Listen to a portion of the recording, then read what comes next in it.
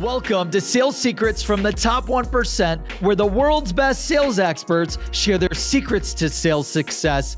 My name is Bornancin, a serial salesperson and entrepreneur, and I'm sitting down with the world's best sales experts to share their top secrets to sales success. Hello and welcome to this episode of Sales Secrets from the Top 1%, where the world's best sales experts share their secrets to sales success. And I am thrilled, honored, humbled, and grateful to have with me today Mr. Aaron Ross. All of you know who he is. Aaron Ross is the #1 best-selling author of Predictable Revenue. Turn your business into a sales machine with the $100 million best practices of Salesforce.com. You also know him as the author of the best-selling book with Jason Lemkin, From Inevitable to Impossible, How Hypergrowth Companies Create Predictable Revenue. It's Mr. Predictable, Scalable, Repeatable Revenue himself. He also co-founded PredictableRevenue.com, a software and consulting company that accelerates outbound sales based on the cold calling 2.0 practices that added $100 million in extra revenue at Salesforce. He graduated from Stanford University, lives in LA with his beautiful wife and 9 children, and keeps a 25 to 30 hour work week usually. Aaron, my man, it's such a pleasure to have you. Thank you so much for joining us today. Yeah, thanks, Brandon. That intro, I got nothing else to say, I guess. Yeah, there's the interview, right? Done. Now, so, I've been a huge fan. Now I consult, 20,000 companies that are using my software, and I tell them all to buy your books, follow the books, and buy our lead software. And you changed my life. You changed a lot of salespeople, marketer, entrepreneur companies, sales teams' lives globally to generate hundreds, if not billions of dollars in revenue. And the audience is dying to know 2 things.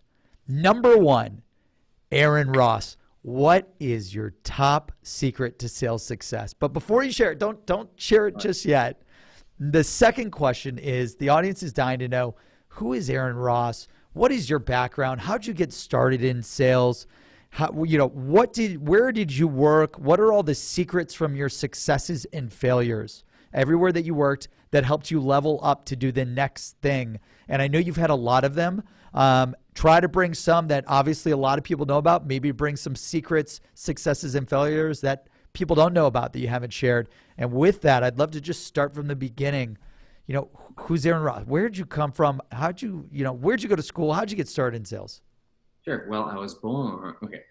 Well, but I don't think anyone, I'd say most people who were in sales, and for sure myself, never, when we were growing up, I never thought I'd be, hey, you know what? I want to be a salesperson. I want to be a salesperson or like a thought leader. Never occurred to me. Didn't even know what that was. So it really is kind of a funny, weird, winding journey where I landed here. And there are many times I think about what I do, and it just seems strange to me that I have written these books on sales and growth. Because I just, as a kid, I thought about like flying airplanes and such. Yeah. But one of the things I did, I embraced, and I would say this is a minor secret, important. And Jason and I wrote about it in the From Impossible to Inevitable book. Is along the way I've learned that, if you want to accomplish anything in life, which means you want to be proactive in some way, whether you want to start a company, get a promotion, start a nonprofit, or almost anything, you need to embrace sales as a life skill. Because sales and selling really is something you use almost anywhere and any time. And if you think about some of the best salespeople in the world in terms of like current, recent, past, you could use people's names such as John F. Kennedy, Elon Musk, Mother Teresa, right, Winston Churchill, right? So that art of persuasion or selling can really apply to anything in life. So I think that really is a place where I came to that idea late. And one thing, I didn't really even start into sales. Which is crazy that you feel that you came to it late, like knowing your background with, the $100 million best practices Salesforce guru. Like, when you say late, like how late, like, what do you mean? Well, the wake up call was, and I wrote about this in the Predictable Revenue book, which was when I was about 27 or so. I founded a company called, at the time, equipmentleasing.com. Yep. It got changed to Lease Exchange. And that company crashed and burned.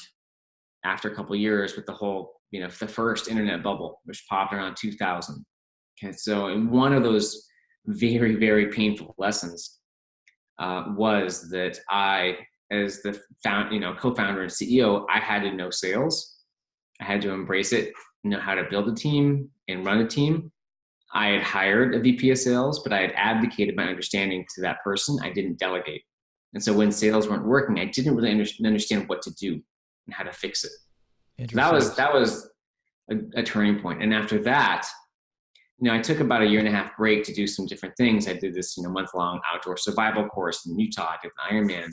That's so sick. My butt sometimes. But that was where ultimately when I went back, I'm like, before I start another company, I need to know how to do professional sales, how to build a sales team. Where better than to do sales at salesforce.com. So that's why I went to Salesforce, because my company failed. Like, I need to know sales from the ground up. Where better? Yeah, absolutely. And what's interesting, I don't know a lot of people know that you're an engineer. Initially, you're an engineer at heart, right? True. I was I did a coder in high school. This is pre-internet. So yeah. Turbo Pascal, Turbo C, Object C. I actually programmed on, if you know what this is, called an old Next computer. Yeah, the Apple Next? Or no, it was before. Was that before Apple owned them? Yeah, at NASA Ames. And then in college, I did civil engineering. So there's this natural, more like product-based side probably. But I'm always interested in different things. So that was probably more my nature, was the engineering process. I didn't necessarily know it at the time. I always like to build stuff looking back, whether it's like Legos or software. Again, ended up in sales. I think if I look back, going the variety of my work. So in very brief, I did civil engineering at Stanford. Yep. And then investment banking, sort of mergers and acquisitions for a couple of years. And then I did some product management, product marketing. I saw that for Intel and SAP, right? And then, then founded the company. So every time I moved, I was used to something very different. Yeah, which I think is smart. Like, if I could go back, right? Like, because you learn all these different facets of these different industries, businesses that you can apply to the next thing, or no? Would you do that again that way? Yeah, I mean, that was kind of me. Like, I didn't know, for example, yes, I want to be a VP of sales, right? Because that would be a terrible idea if you want to be a VP of sales. If you sort of know if there's a very specific thing you want to get great at, you need to stay in that zone, at least some kind of related activity, because there's usually so much to learn. It takes so much to actually master that area. Unless you want to, if you're any kind of, let's say if you're like, hey, in 5 years, I want to be a great VP of sales, you just need to stick to that in areas around sales.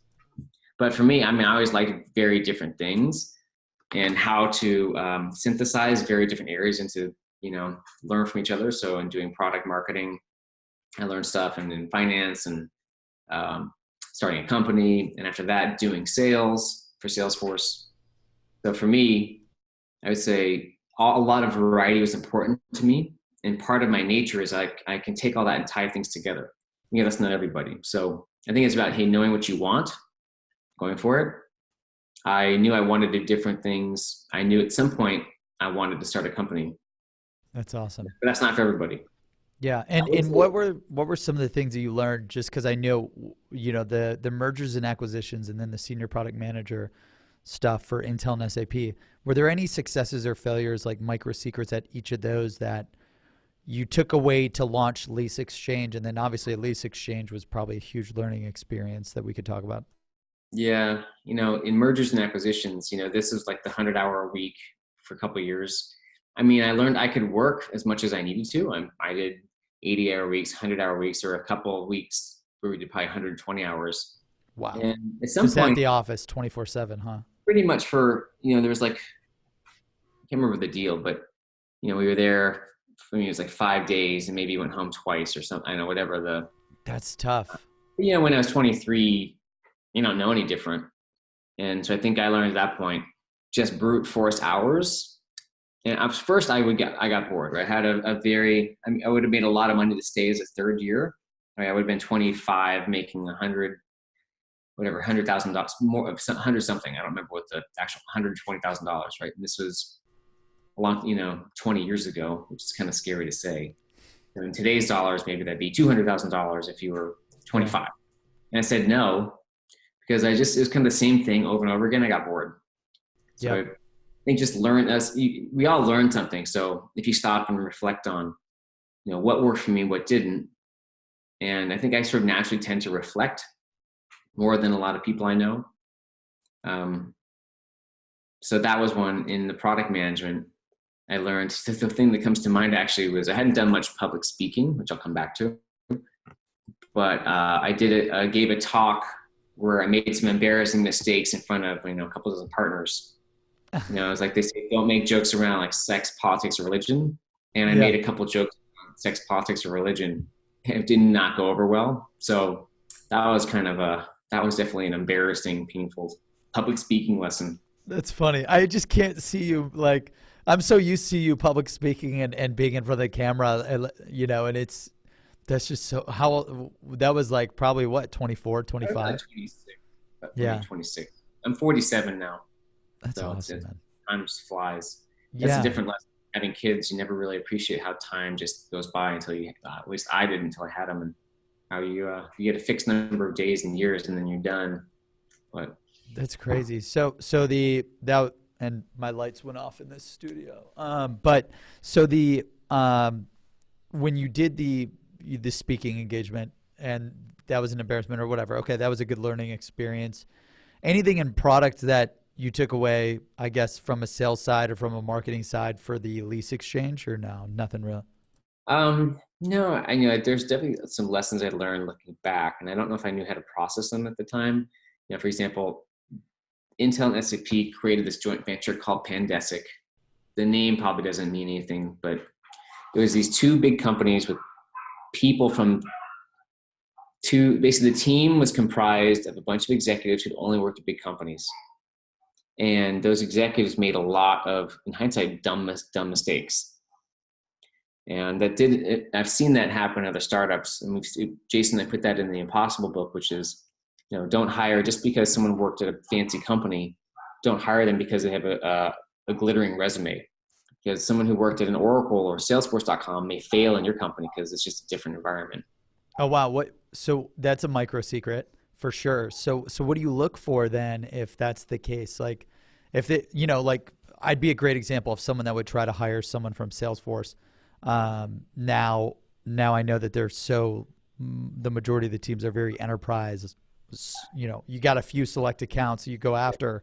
So for me, being a high growth startup when Salesforce was like 40 people, probably not a good fit. But how would you judge that? Like you and Jason evaluate that now? Yeah, well, give you an example. So in this case, if you're in a company and you've got 40 people changing regularly, and people need to be able to figure things out and adapt, that's not right. You tend to need to have builders as people rather than growers.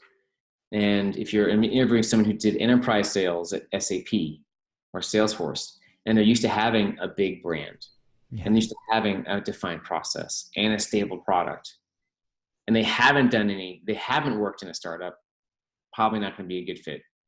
But for example, if that person had done well in a startup, which is a similar culture to where you are, okay, then you be like, all right, if they've sort of done it before.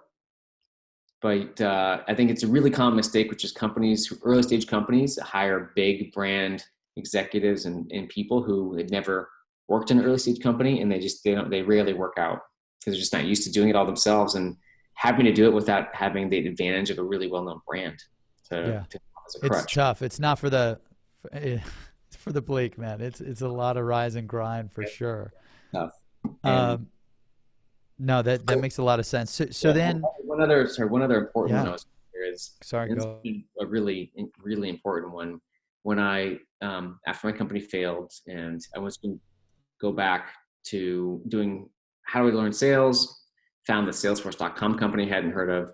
Now the only job they had at Salesforce was basically answering the 800 line as an inbound SDR. So I wanted to do sales. They didn't have any because they had just laid off people. They're barely growing. This is 2002. And I was like, well, I want to learn sales. So whatever the job is, I'll get in there, I'll learn, and I'll just do something once I get in. So I really checked my ego at the door, and the compensation was really low, barely any equity. But really it's about how can I learn? Where can I learn the most? And again, that would be something I would focus people on. Is if you don't have a family, if you can afford to be flexible with what you earn, really focus on where are you going to learn the most? Because when you learn, that's really your investment in yourself, and how the more you learn, the more you can create value. So again, it's really tempting to take that job where you're going to make a bunch more money, but are you going to learn something? And how do you evaluate that for yourself?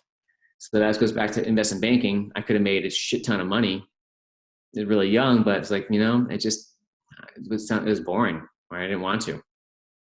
Yeah, that's awesome. Wow. And so 2002, because, just from studying, was that like right when they were moving away from month to month and they were going into annual contracts? So like that stuff just started to shit the bed, right? So, the market's starting to crash.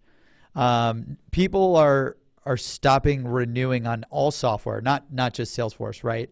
And I remember like reading in the news and just reading the books and everything. Like Benioff had to okay, we're bleeding $1 million a month, and you could tell me if I'm right or wrong, right? You've been there, and I just remember studying like in my MBA and just my books and everything online. So you guys had to double down on okay, annual contracts, annual payments. We got to get everyone on annuals. We got to stop the bleeding. We got to bring in cash. Like, was that the point? Like, right when did you come in right after that or right before that? Or yeah, right on the tail end. That was like 2000, 2001. Yeah, that's when my company went under.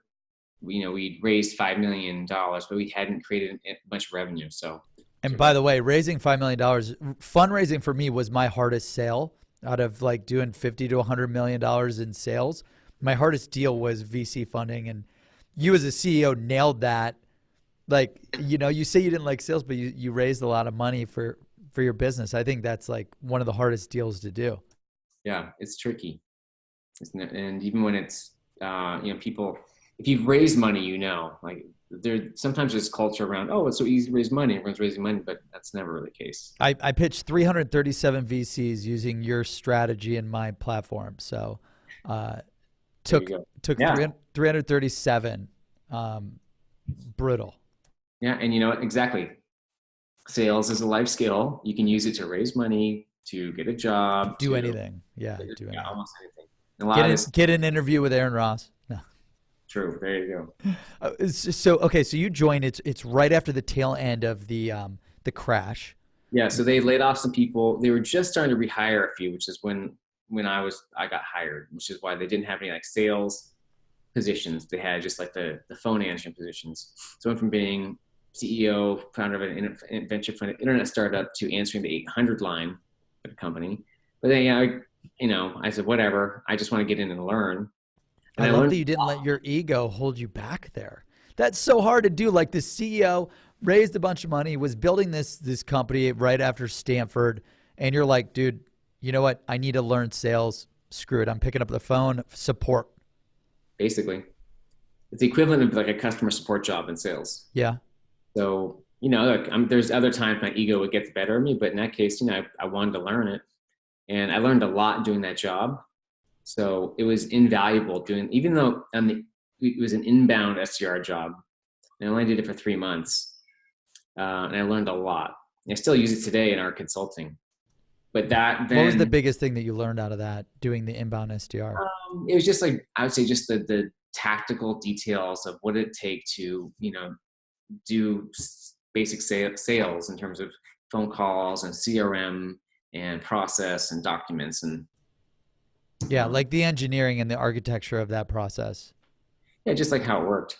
And people still make all these basic mistakes on inbound lead response and management. But the thing is, where I went into Salesforce with, and this is where I'd encourage you, if you want to make a leap in your career, like the mentality I went in there was, hey, I'm going to learn. I'm going to sort of learn what's happening there, what's going on. I'll find some problems, and then I'll be entrepreneurial to sort of figure out my path inside Salesforce. And then at some point, I will leave to start my own company. Like an entrepreneur. You were basically like an entrepreneur. You knew that you were going to be an entrepreneur at Salesforce.com. Right. That was basically my plan. I mean, I wouldn't say I didn't have a plan. I just sort of knew it. I didn't have to like make a plan. I just knew that was what I would do.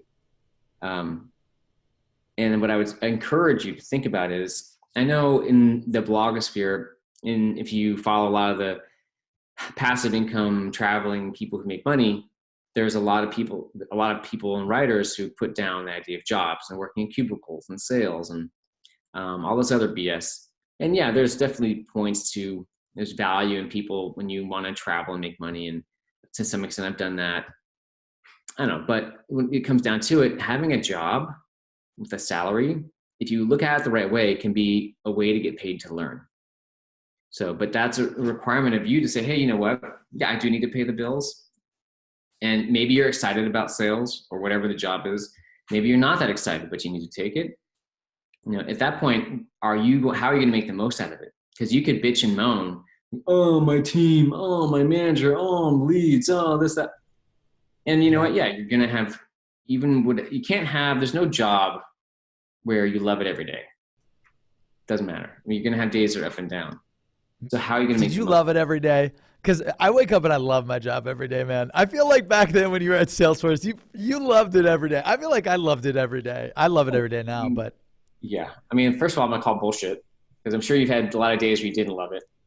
Well, tough days. Those 2 days you might love. Tough days. Yeah. Okay. And there's still, even when you're doing something important, there's still kind of this, like as parenting, right? I have 9 kids and there's definitely days and times where I'm just like, oh, this sucks. But there's kind of this undercurrent of, I know it's so important that I still, whether you call it love it or appreciate it or want to do it, or like I believe in it. So I'm not sure how to describe it, but I think as an entrepreneur, it's kind of the same thing. When you're doing something really important, even on the days that are really bad, you might hate it, you're still kind of glad, you're like in it. Yeah. Yeah. And like for me, like I went through 3 years of probably what you went through at Lease Exchange. So it was like the hell, and then now it's the light. So now I get to like actually enjoy what I've always envisioned. It'd be like you writing, predictable revenue for 3 years and then finally releasing it. So like for me, I think now it's like, dude, anything that I just went through will not be, I haven't experienced anything like that yet again. So I hated it. It was very difficult the first 3 years. Yeah, totally. Yeah. But okay. So you're doing the SDR stuff, inbound SDR, 3 months. And then what's you're crushing it? Like, does Benioff come up to you and he's like, man, you're great at doing these customer success calls, or what happened? I mean, I saw him around. I knew him because it was only 150 people. And, but it was more, I was doing really well in the job, and, there's 6 or 7 people on the team. And I just ended up proposing. What I noticed was, I observed, and I don't remember exactly how, but I went, so one of the other things that was really important, I'd highly recommend is if it's more than a few people, go out and talk and meet other people across other functions. Like I went in the first month, and it's easier to do when you're less busy. And I talked and sat with customer support people. I met some product people. I met, different fields. I mean, just like a scattering of people, and just to get a better sense of how the company worked. And at some point over this few months, I just put this picture together around, we're hiring all these expensive salespeople that are supposed to go up to this enterprise. And we had dedicated a couple people towards cold calling. And so we need all this pipeline, but the cold calling is not working. And the salespeople I'd worked with, they weren't focused on outbound. So there's somehow, I don't remember exactly what it was, but it's like, we need more leads. Everyone is kind of shooting from the hip to try to do outbound prospecting. I've never really done outbound prospecting, but I can clearly see they're not doing it whatever they're doing is just not very focused or not doing very well. Yeah. So I bet I can do it better. And I proposed it to my manager, this VP of inside sales, Shelley Davenport. She's like, okay, makes sense. Let's try it. And I think they maybe gave me 3 months to sort of figure it out, which I think for most people is way longer than most executives are willing to grant. But it took me 3 or 4 months. Time. That's awesome that they gave that to you. And again, wrote in the book. I read a bunch of sales books. I tried all their kind of like veto letters and mail a book, and none of that worked. and just kind of went back to the drawing board, came up with some new email techniques that worked really well. And then that's where at the point, especially where I think my engineering background kicked in terms of trying to come up with a predictable process, both first with that daily rhythm of how am I going to prospect? Because I was the first prospector there at Salesforce, figuring out how it worked, and then define the system. And then let's get a second person. And when you say prospector, like, was everyone else just straight like handling inbound leads, and you were the first time to be like, we got to go outbound? Or what do you mean by first prospector? Well, when I joined, there was really three roles, right? There was the inbound SDRs responding to leads coming through the website. Yep. There were closers inside the field.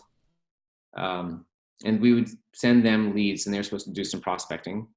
And then there was customer success and account management, right, post-sale. We didn't have dedicated prospectors. We tried with a couple people, didn't work. We'd also tried hiring some outside firms, didn't work. So I was the first to do the dedicated prospecting and actually make it work there.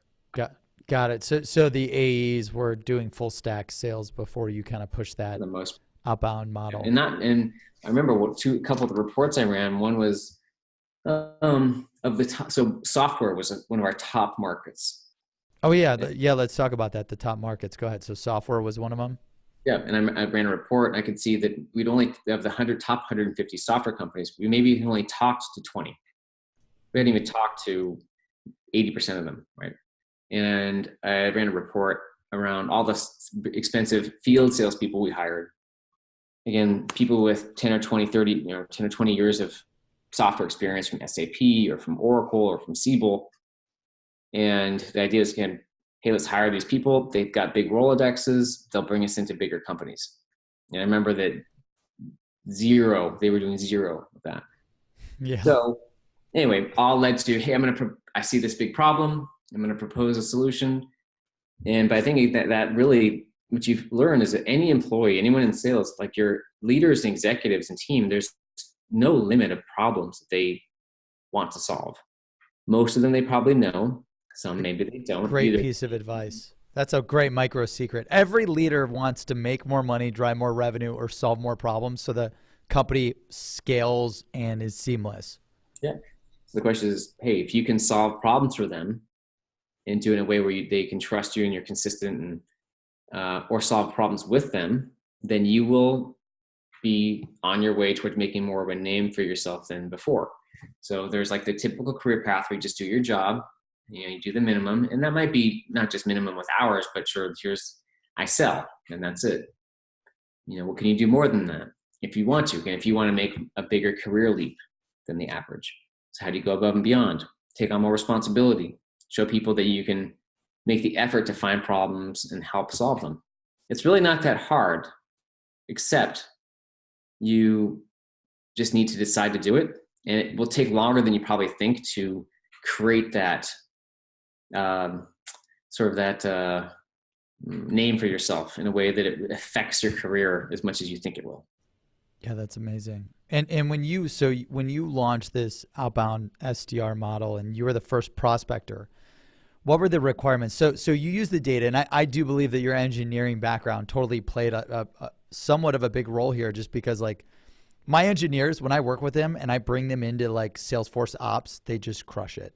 And the ROI calculators, the Salesforce automation, the Salesforce ops, like I'm just like, wow. I told my CTO, I was like, I'd be scared if you got really good at sales because you'd put me out of business. Some of the best salespeople at Salesforce started off as sales engineers. I believe it. But you're just so good at being able to figure out the repeatable, scalable processes and the gaps. Yeah, the engineering issues. So when you went prospecting, you saw that it was software. Like, did you say, okay, we need to go after, what was like the employee sizes in the industries that you knew based on all of your engineering that you guys, how much in revenue right when you went into outbound SDR were you guys doing? As a company? Yeah, like as a company. Well, Salesforce was when I started, they were doing only 25 million as a company in revenue.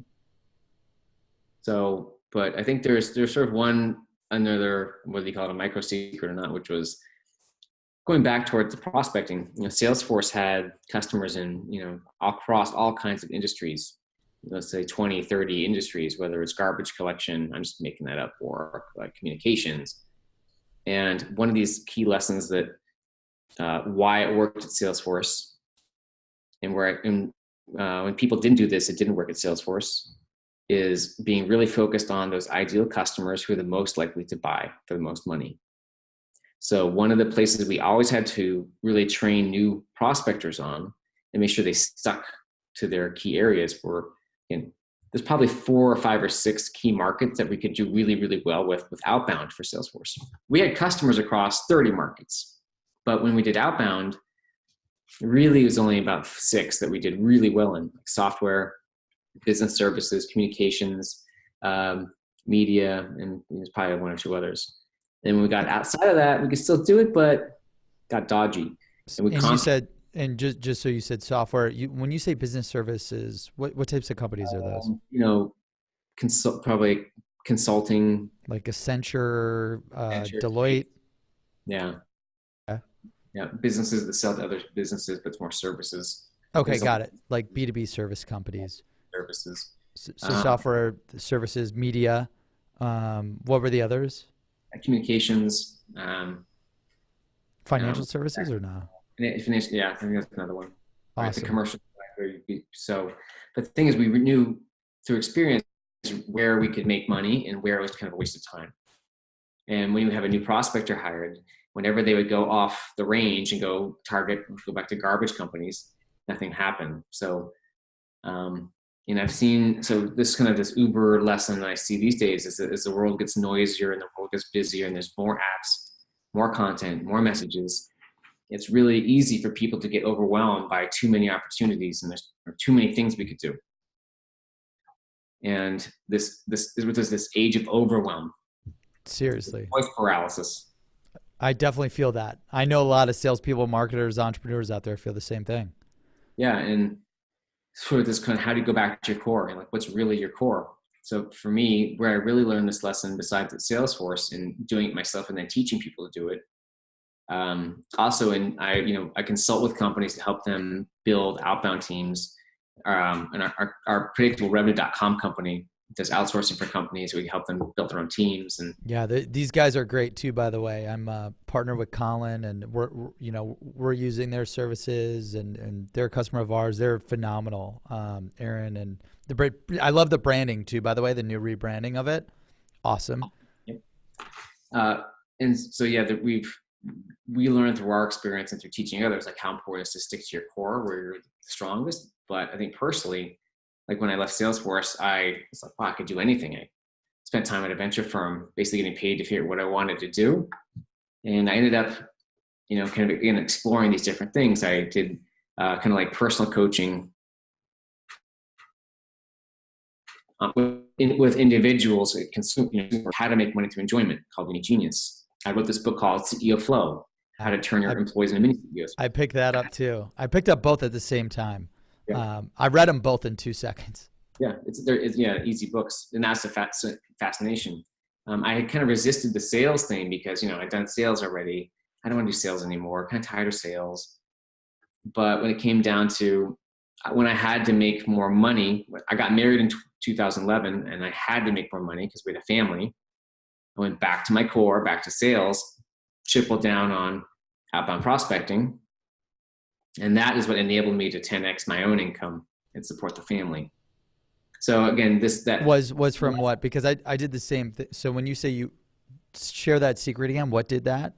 It's just going back, we call it nailing a niche or niche. Yep. Pick a niche and get rich, right? Most of our teams in Canada, but nailing a niche. And that's why it was the whole first section of the From Impossible to Inevitable book. Yeah. But it's really about how do you focus on what you do best, what's most valuable to others, and avoid getting distracted by all the opportunities that are out there. Wow. And so I know you're not ready to grow until you nail a niche is how you and Jason talk about it. And you obviously talk about it very heavily in Predictable Revenue and From Impossible to Inevitable. That was the first chapter because it's like one of the most important things you have to do. Right. Well, actually, we didn't talk about it there's a little bit in predictable revenue around ideal customer profile. Yeah. And I remember you say, like, you got to figure out the employee size. You got to do this. You got to do that. The titles. I remember that stuff. Yeah. So I said there's these two kind of ideas, right? There's ideal customer profile, which is, all right, we want to target banks. So let's define our, okay, banks are the best. Let's like write that out. But I saw like the most common reason people struggled with outbound prospecting, outbound selling, and this is why this is the first section of the newer book. They didn't know how to first they had to find their ideal customer, but also they had too many types of customers and too many opportunities. They didn't know how to pick which customer to define. So when I talk about nailing a niche, again, that's why it's the first part of the Impossible book, because it's such a common problem and people struggle with it. It's part of it is of all these opportunities we go after, which opportunities make sense, like which types of customers make sense. And then once we pick a customer, how do we define it in detail? Like how do we write that customer profile? So it's more of like it doesn't matter how detailed you make the customer if it's the wrong kind of customer. Wow. Yeah. Or go after too many types of customers. Yeah, that makes a lot of sense. So you and I, we start, my company, Seamless.AI, we sell sales leads, like, the company that Salesforce acquired, data.com, right? So if you and I were to start, and I love like kind of doing postmortems going back, right? It's the same audience, priced the exact same way. And you and I start today to 10x our income in year one. Like, what would you do? Are you saying you would, like, would you have us focus on one niche only and just go super deep and crush that? Would you pick a few? Like, I'm just curious because there's a lot of, we took a poll, and when people mentioned about picking a niche, that those are the questions. They don't know, do you recommend doing one? Do you recommend doing 3, 5, 10? Like if you're just starting out in SaaS, or you're at 0 to 1 or 1 to 10. Yeah. Well, there's not like a single answer because it depends on where you are. For example, let's say that you don't have any paying customers yet. You won't know really that, you can take your best guess, but you won't really know your ideal niche until you get 10 or 50 paying customers. And you can go back and say, wow, okay, I have these 50 customers, these 20 were horrible and these 30 were okay, but these 5 were amazing. And that 5 could be like that clarity on like what truly your niche is for that next growth spurt. So if you can do 1, it's better. It's not all, you can't always do that for different reasons.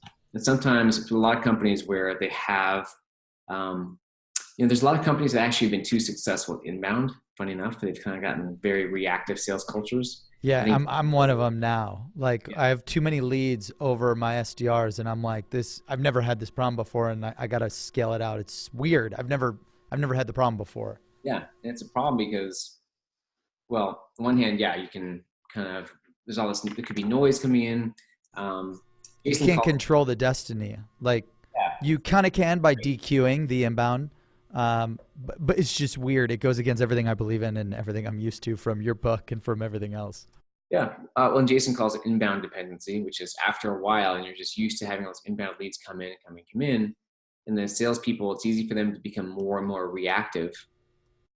So when you have this kind of company, let's say that they have never done outbound, like proactive selling, and they've been just used to leads coming in, and they need to do outbound, recommend is, you have to really pick like a really focused niche to start in. And you might do 1 or 2 or 3 to kind of A/B test, but a lot of that depends on your capacity to test multiple. It's hard to test multiple industries, multiple personas, right? You gotta have, it's almost like one person, could they really do maybe 1 or 2, probably not 3.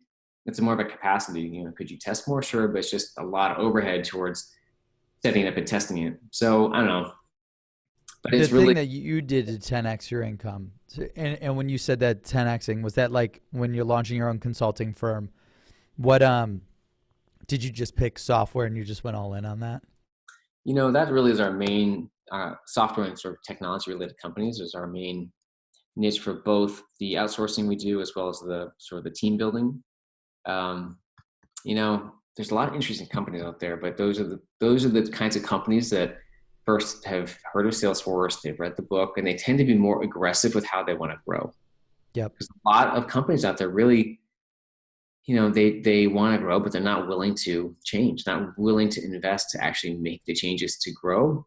But technology companies and kind of the related ones tend to be more, culturally aggressive about how to grow.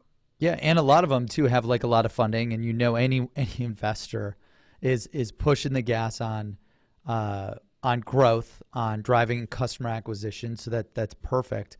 And getting back to your Salesforce experience, so you go into outbound SDR, first prospector. Can you walk us through that experience of being the first prospector to your journey to becoming the senior director of corporate development and acquisition? Like the 3 years as the director of corporate sales over there and driving this whole model. Like if you can remember going back in time, like, okay, you started and how was it? What were the successes and failures? And then how was it like just keep growing from there? Well, yeah, I think back, learning, there are a lot of times like 3 months, every year, I felt like there's probably 3 months of exciting time I was really building and 9 months of kind of picking my butt, frustrated if things weren't moving fast enough. But that was probably me being entrepreneurial. And so for me, I know I had to learn, that was where I was learning more about how internal kind of sales and management. And I wouldn't say politics because it wasn't sort of politics in a bad way. It's just why do some projects get invested in? Why do some people get promotions or not? Why do things happen fast or happen slow? It was a lot of internal politics and Internal selling. working.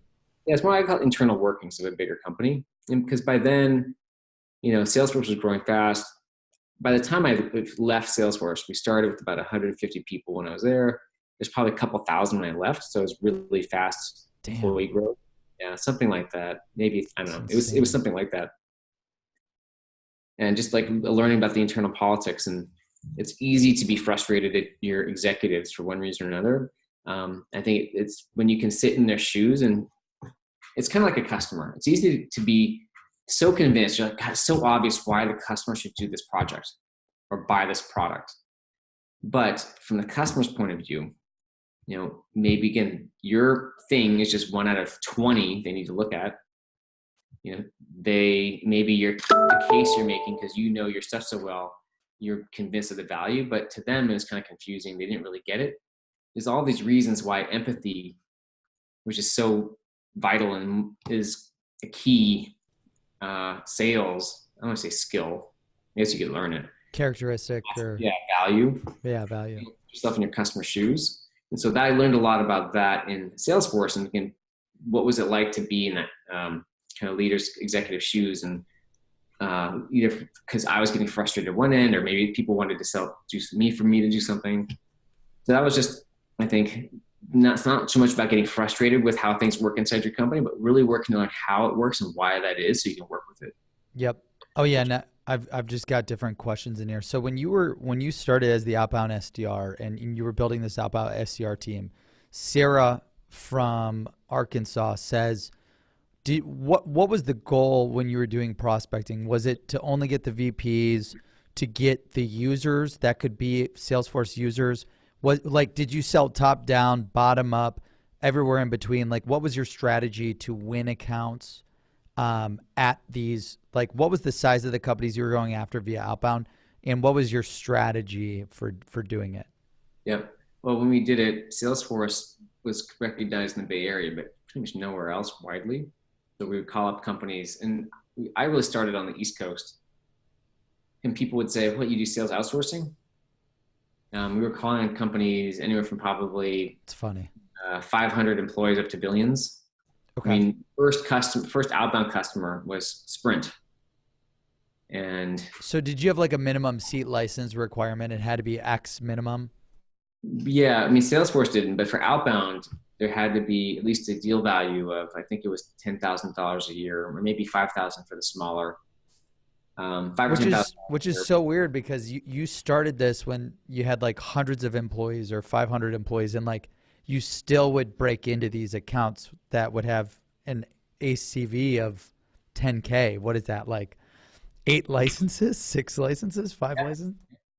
And you guys still cared about that? I'd be surprised. Like, why didn't you set the minimum like super massive? I mean, there's lots of reasons, but um, Maybe to break into a we sprint. kind of broke it out. There ended up being, an enterprise outbound group and a mid-market outbound group. And after that, there was like small business outbound and mid-market outbound, and enterprise outbound. We made money at it. So I No, think, no, I'm saying it's great to see that. I'm surprised that you didn't like was it like when you started it, were you only going which segment were you going after? well, we were focused on by territory. The first year we didn't have national coverage. It was just two people, myself and then a second person. So we were only covering a few salespeople, a few territories, and we were sticking to like software, the ones we brought a lot of business service and such. In the second year, we hired a bunch more people. We like proved it, showed revenue, grew the team a lot, and we still stuck to those key kinds of industries. But Yep. we were like national coverage, and then as we grew, then we added like federal government, then we added international. So over time, we just kept growing and which grew the team, it grew the number of territories we could cover, grew the kind of the range of sizes of companies we could cover, all around the basic process. But I Yeah. think it really worked out. The first year was, the revenue was kind of flat. We actually did it pretty good. It was like $1 million, which is It's kind of a lot awesome. Two people, that's huge. for outbound, yeah. But it was, this year, then once it was proven, we see this a lot with companies do outbound, you get the data, you get it working, then you can grow it a lot faster. So I think one of the mistakes that executives make with outbound prospecting and selling is, they want results now. I mean, really it can take 6 to 12 months to get the process, whether you're doing outsourcing or building your own team, to get the things in place, to get it working, to get results you want, to get the measurements you want, to see the revenue come through. Right? It takes a lot longer than people, I think, in their mind expect. But once you get it, if you don't quit too soon, then you have a much stronger foundation and experience and data to say, all right, now how we want to grow it. How do we want to triple it for next year? Yeah. And when you would so you said the minimum was 500 employees or greater when which makes a lot of sense because that's a huge That went down at the time, but that's where we were at that point. and those accounts have massive opportunity too. So if you can break in there. Now, was your goal to just sell anyone a license? Like any user, any DM, any director, was it like to sell sales, get anyone to buy salesforce.com and then grow it? Or what was your thought process throughout that? Yeah, I mean, anyone who would buy it would be a good customer and have enough seats. There wasn't really, I mean, that was the point of it. Yeah, well, I'm sorry. Like, would you sell to an AE or no? Like you had the minimum of 5 to 10 seats, so you had to go after Oh yeah, the. no, we for sure went top down. Got it. Got We it. never That makes gone sense. bottoms up to get information, but we always tried to sell from the top.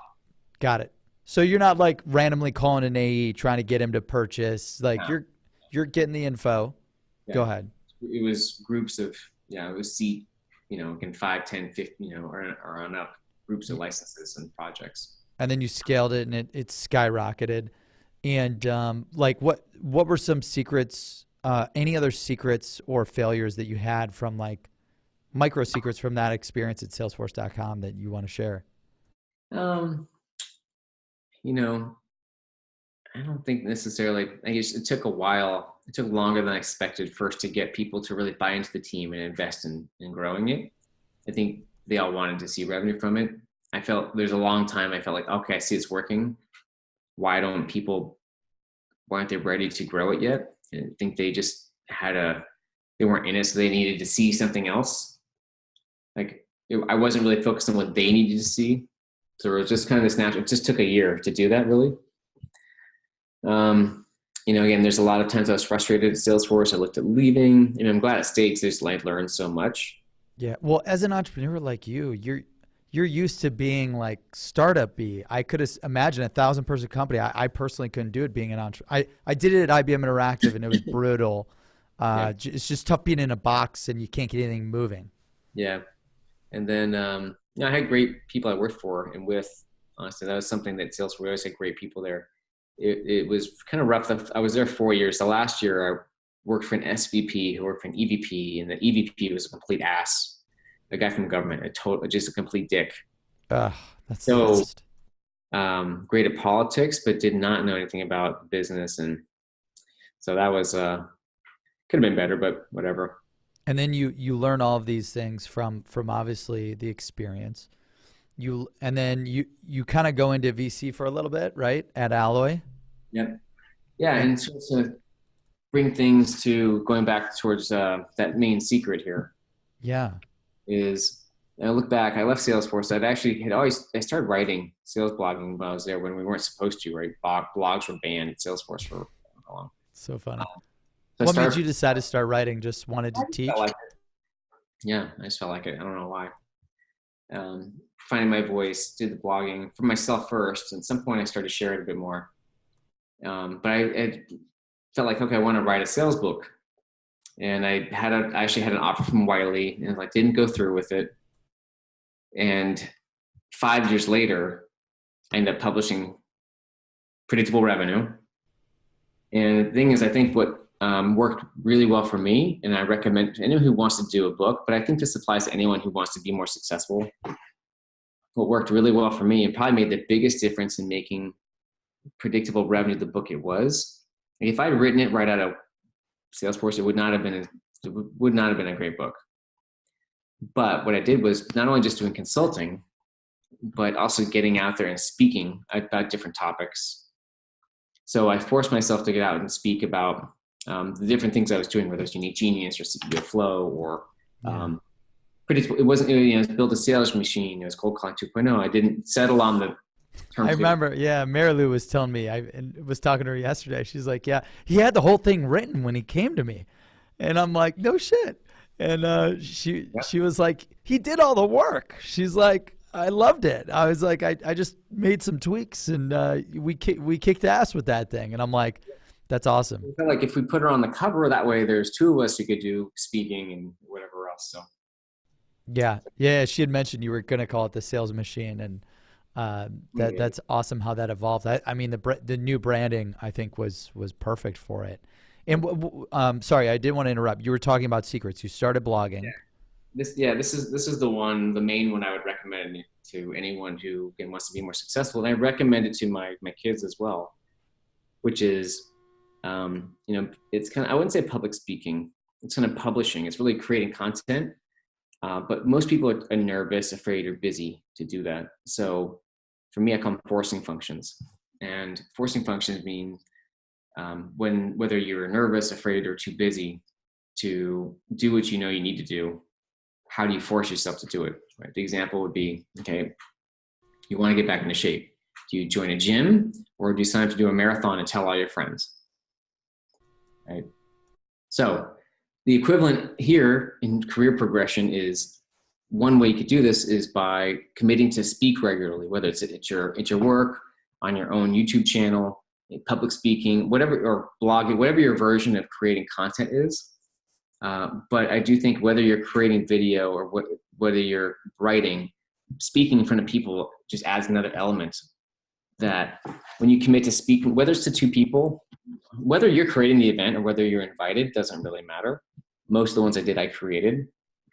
But when you have to have a date, right, and people know about it and there's a time and then you have to figure out, well, what am I mean, I would sometimes decide to do an event before I knew what the topic was because I knew I needed to do something. So I'd post on the 25th, I'm going to have a conference call about X. It would force me to think about what do I want to talk about? What am I going to say? Who am I going to invite? What do I want them to leave with?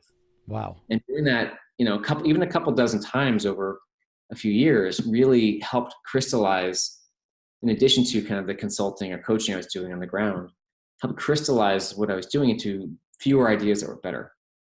And also helps you grow your kind of your audience and your skills. So that would be, if there really was one secret, interview series is another, but I think that commitment to doing something like public speaking / content publishing, and you need to have some courage to do it and to keep it up. And it takes longer than you probably think. It can take years longer than you want. That really will help you figure out where that your special powers are, where that extra areas of interest or talent are. How can you add extra value or create new things, whether that's going to help you get a promotion in your current job or help you build your own audience or help you lead you towards a new idea. Like that would be like the main secret where we started. I would leave you with that commitment to yourself to force yourself if you need to get out there and publish and speak for probably a few years. Wow. This is like a secret that I totally would not have thought you would give. Like, I was like, okay, it's going to be something with this or this, like this SDR model, this cadence, this thing. And you're like, you got to start creating content. Well, I think the other secret of, hey, well, just go out and have 9 kids and that will force you to figure out how to make more money probably wouldn't work for most people. So that was plan A. I gave you plan B. And by the way, congrats with the family. It's amazing. I know we didn't touch base on it because we didn't have time. So, but the create content. So, why is that your sales secret? Like, and I want to understand how you force yourself to do forcing functions. Like, first off, why is content so important, and why do you recommend that as your secret? And then we got to figure out the forcing function, which will push people to do things like that. Yeah.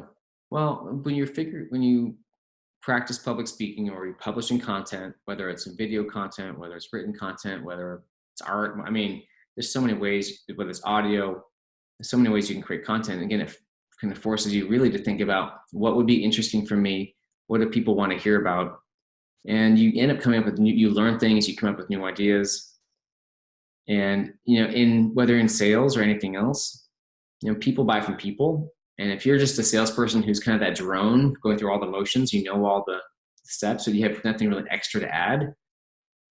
I mean, it definitely adds anything, whatever job you do, having a voice, and you don't have the voice automatically. You have to kind of find it, whether it's what you're interested in or how you talk about it.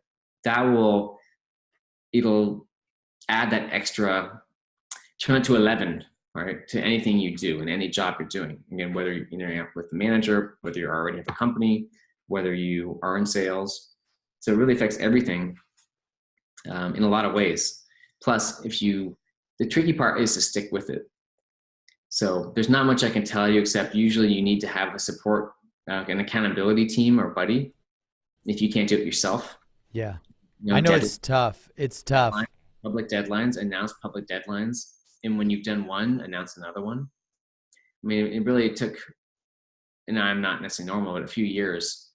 I was doing, again, Unique Genius. I was doing all these different topics to try to find out which one I really was going to hone in on. Unique Genius stuff, CEO Flow. I was experimenting with a bunch of different ideas. I loved your experiments because I remember them all, and I remember reading them all. And I'm like, oh, that's weird. He's doing this CEO book. Like, oh, that's weird. He's doing this thing. And I remember you going all in different directions, and the predictable revenue just took off. Yeah, it's all around how to help people make money through enjoyment. So predictable revenue was the place where I was known, had the reputation, I had the expertise. It was the easiest place to make more money and build a team. And I've take these other ideas and still incorporate them in different ways under that brand. But that's the major brand right now at predictablerevenue.com.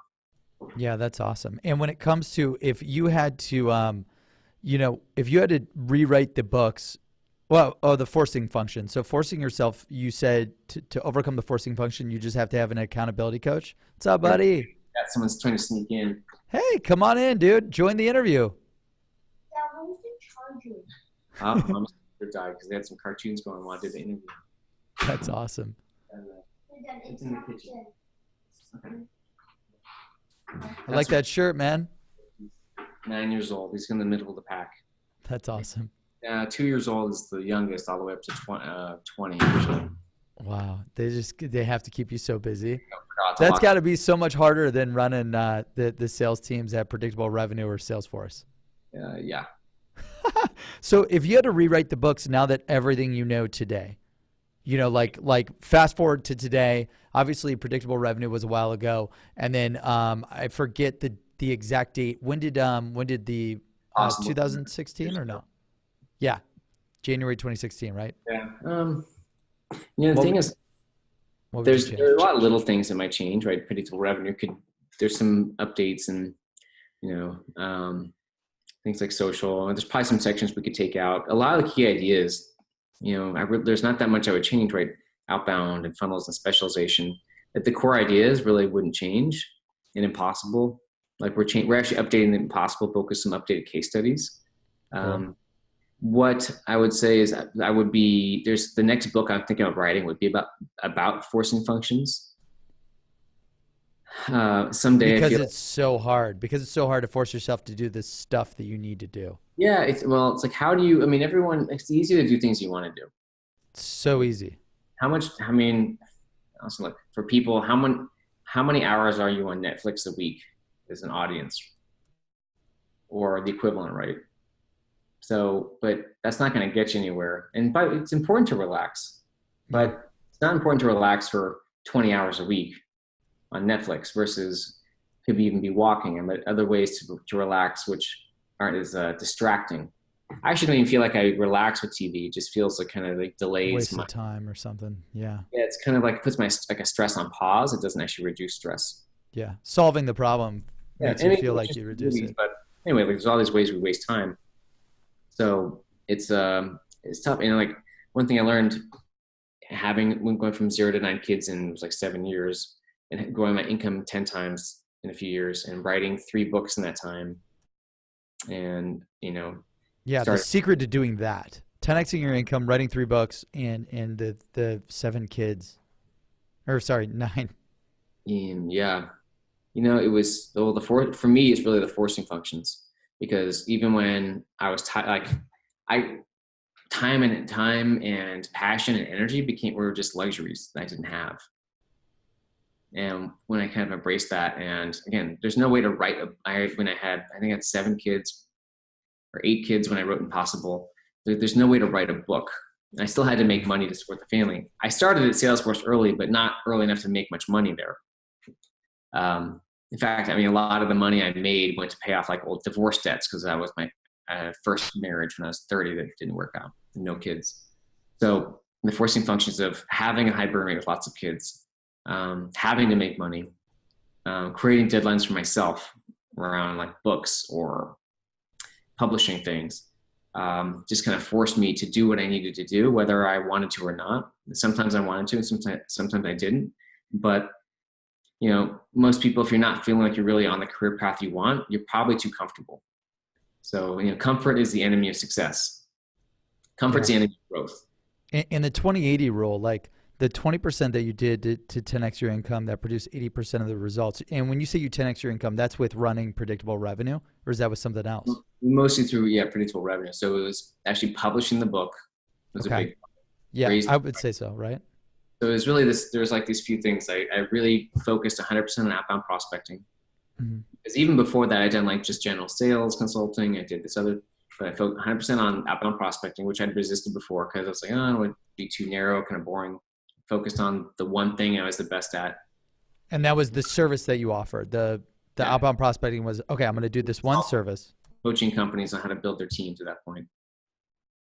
Got a Picked it. partner, Oh, yeah. Mary Lou. Yep. I think we only worked together for a year or two. I don't remember exactly, but that was a big help. Raised prices. And so book, partner, raised prices. Plus, again, got married with kids. So ultimate motivation. Wow. Okay. So the marriage and kids like Things pushed together, you. catalyze everything together to really, um, go bigger. Did you like crank up the activity? Like you said, also you picked a niche that really helped out. And then did you like 10x the activity too that you were doing? No. I mean, I've been doing it was that 25-hour work week I've been doing for like 10 years. I mean, well, now maybe, since 2007, since I was at that venture capital firm. Because going back, tie it back to the investment banking. I was like, well, there's people who work 100 hours a week, and there's people who work, Bill Gates worked 100 hours, whatever Bill Gates works, not 100 hours a week, but has the same number of hours as me as a farm worker. So it's not the hours that determines how well you do. And I just kind of found, I think it was through just the way I felt that 25 hours around that I got things done. I was sort of in the mix. If I worked less than that, wasn't like learning or doing anything. But if I worked more than that, or maybe more than 30 hours a week, I was just kind of too busy in the day-to-day grind. And I didn't really have any bigger picture ideas or kind of interesting thoughts or anything new to add into the day-to-day, crossing shit off the list. Yeah. So for me, that's where I ended up. It's kind of that maybe 20 to 30 hours a week kind of range where I balanced getting things done with some, I felt like better insights. Yeah. So the book, so instead of working like 80 hours a week, you're like, okay, I focus my energy on the book. The book will help me go super wide and deep and get a ton of clients. And part of that was really learning how to be okay with working less, and because a lot of my week was just not doing stuff, like pushing stuff out, not trying to do everything, and trying to focus on, okay, what really would be the biggest ways to make the biggest result. And that's when you came up with the book. Publishing the book. I'd already had it drafted. It was kind of close. I was just been sitting on it. Hadn't really Mary Lou said it was basically all done by the time you went to her. Yeah. Okay, so the book, you said what were the other few things? The pricing? Partner. Raise prices. So, focused on my strongest niche. Yep. Right. Publish the book, like a big, sort of like a magnet piece.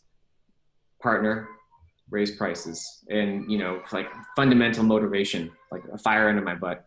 Wow, that's amazing. And your top secret to sales success, I know the kids are going nuts, so I don't want to steal you any longer, is to start creating content. It's committing to creating content and speaking about it in some way, whether it's live, online, with I think it's really with people. It's okay if you're doing a video, but I think there's just an element that you miss when you do a live event, whether it's online, phone call, a webinar, or in person. You don't get in with other kinds of recorded content, published content. Wow, that's amazing. Well, Aaron Ross, huge fan. You've changed my life. You changed hundreds of thousands of salespeople, marketers, entrepreneurs, recruiters, people I'm not even thinking of globally. It's an honor to have you to share your top sales secret. Where can people find you, follow you, connect with you, subscribe to you for more? Sure. By the way, I feel like I've only done 1% of what we're going to do in the next, years. But the easiest place, predictablerevenue.com, is the easiest place to find our company and me. Predictablerevenue.com. Awesome. So go to Predictable Revenue, sign up for their newsletter, their content, reach out to the team. Yeah. They've got great resources over there. Yeah, and hold on. Really wants to grow faster with outbound sales, whether you want to find someone to do the outsourcing for you, or you're ready to build your own internal team of prospectors, but you want to accelerate your outbound sales and grow faster that way with more predictable revenue. That's amazing. And what's next? Because you kind of give a teaser. You're like, I feel like I've only done 1% of what I'm going to do. And we want to be the #1 sales brand in the world. Oh, but I mean, like when I was covering your career, you're like, yeah, I just feel like I've just done 1% of like my capability. Like, I think so helping is brand, and for me, like family. And I feel like, over the next, again, it could be 20 years, like I'm going to do a lot with my kids. I really like doing things with them. But our predictable revenue, over the next 10 or 20 years, global expansion, global brand expansion, lots of ways, and family expansion in many ways. Awesome. Well, I'll be working on a lot of sales scripts books. If you're interested, I'm going to hit you up. Maybe we could do a collab, partner #1, which is awesome, man. No, thank you so much. And thank you for everyone tuning in to this episode of Sales Secrets from the Top 1%, where the world's best sales experts share their secrets to sales success. Thank you so much, Aaron, for joining us today. Oh, and actually, one last question. Mark Benioff. What do you think Mark's top sales secret is? I'm going to try to get him in the book, but if I can't pull it off, what would his top sales secret be, you think? You know what? I have no idea. I do know that Mark he sold at Oracle. Mm-hmm. He was in the trenches as well, like doing the calling and working his way up the ranks. And I really think if you haven't done sales in the trenches, like sold, it's just a big opportunity that entrepreneurs and people that miss if you are starting a company. Like if you're starting a company, if you haven't sold, then people just don't embrace sales as a life skill. Like if you're an entrepreneur and you haven't sold, you got to be involved in selling those first 10 or 20 customers, whether you're the main person or whether you're just involved. And just don't be afraid to get in the trenches and sell and learn how it works. And the best way to do that is to pick up this book, secretsalesbook.com. That's secretsalesbook.com, secretsalesbook.com.